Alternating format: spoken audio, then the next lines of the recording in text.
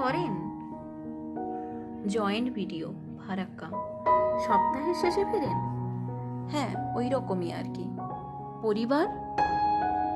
হ্যাঁ, কলকাতায় বছর 10 হলো ফ্ল্যাট নিয়েছি।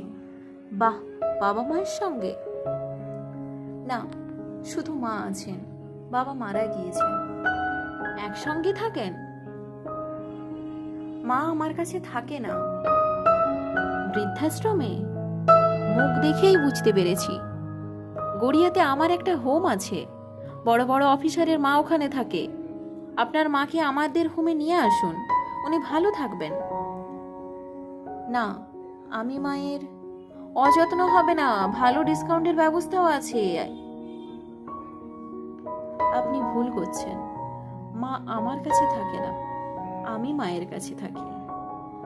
আসলে জন্মদাত্রীকে আশ্রয় দেওয়ার ক্ষমতা সন্তানের থাকে না।